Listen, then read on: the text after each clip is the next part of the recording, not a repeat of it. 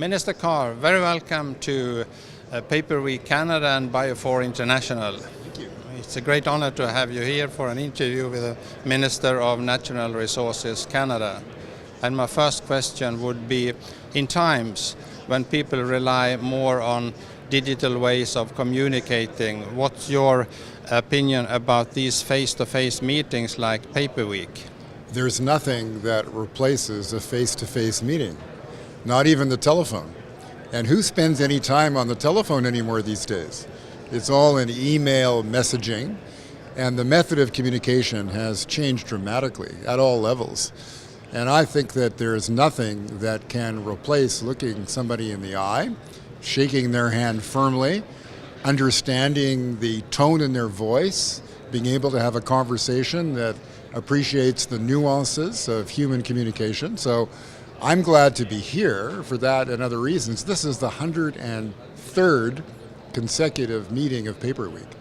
So I wasn't around then, but I'm glad to be around now to see that there have been many changes to the industry. The industry is coping with these changes, and the best way to make sure that there is no misunderstanding is for people to talk to each other, and I'm glad to be a part of it. Thank you very much. It's impressive that an event like this have gone for 103 years. Switching to another question, how has the federal government's view of the once distinct sectors of pulp, paper and forest products changed? And also, in order to thrive, must we now consider other opportunities as well for our natural resources for a continuum? Well, the industry is far more integrated now than it has ever been, and the advancing technologies makes that easier. So as we take our raw materials and process them, put them into the marketplace, there are so many more ways of doing that in an integrated way. And the forestry sector have been innovators, and they have used ingenuity, technological change, in order to adapt to international changes in this industry and others.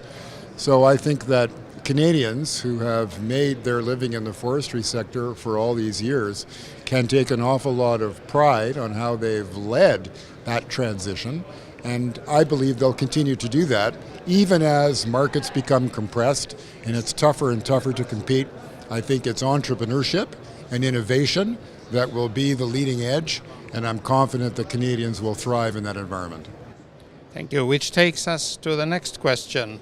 In the upcoming federal budget, what commitments can the forest industry sector expect to see that will encourage investments, development and growth? Well, the Minister of Finance said in the 2016 budget that the government puts a premium on innovation and on clean growth in the natural resource sector, of which the forestry industry is a very important part. So I expect that we will see budgetary measures that continue that policy objective.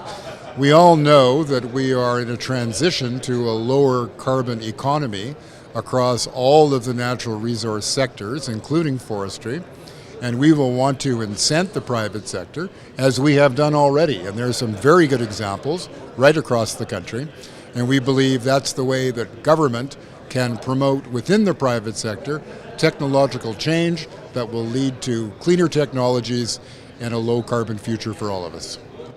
And to my final questions, what are your concerns for Canada's opportunity to export forest products into the US? Well, we have a new administration, and that means a new relationship. We were very heartened by the first meeting between the President and the Prime Minister just this week in Washington. And we believe that Canadians have to make the argument that the national interest of the United States and of Canada actually converge in the natural resource sector.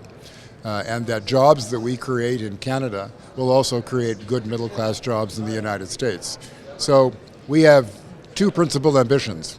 One is to make lots of new friends, and that's to arm our friends with arguments that find the points of convergence between Canada and the United States.